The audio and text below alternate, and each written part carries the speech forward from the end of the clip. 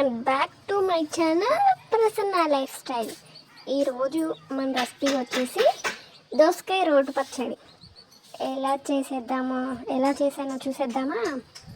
అలాగే మీకు తగినన్ని పచ్చిమిర్చి తీసుకొని రోట్లో వేసుకొని, అలాగే నిమ్మకాయ సైజ్ అంతా చింతపండు కూడా తీసుకొని దాన్ని మెత్తగా అలాగే దంచుకోండి.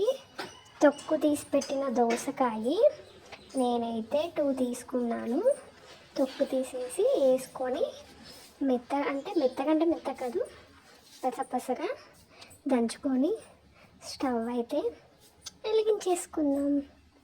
అలాగే బాండి పెట్టుకొని బాండి హీటెక్కాక 1 స్పూను లేదా 2 స్పూన్లు ఆయిల్ వేసేసుకొని, అలాగే ఆయిల్ హీటెక్కాక తిరగమాత గింజలు, 2 పచ్చిమిర్చి, 1 ఉల్లిపాయ, అలాగే కొద్దిగా కరివేపాకు, 2 రెబ్బలు కరివేపాకు అయితే ఫ్రై చేసుకుందాం.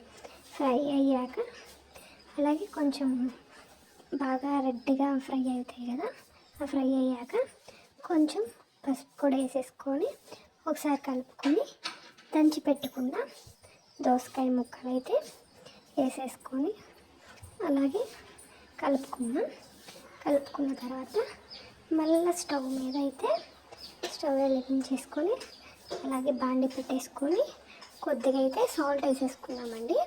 అంటే కలుపు లేదు, అందుకని సాల్ట్ వేసేసాను. రుచికి సరిపోయేంత సాల్ట్ వేసుకొని 5 to 10 minutes కొంచెం మగ్గించుకొని, మగ్గినాక స్టవ్ కట్టేసుకోండి. నా స్టైల్లో దోసకాయ పచ్చడి రెడీ అయిపోయింది. ఎలా ఉందో కామెంట్ చేయండి, లైక్ చేయండి, సబ్స్క్రైబ్ చేసుకోండి. Friends, I love you. By. Next వీడియోలో కలుద్దాం.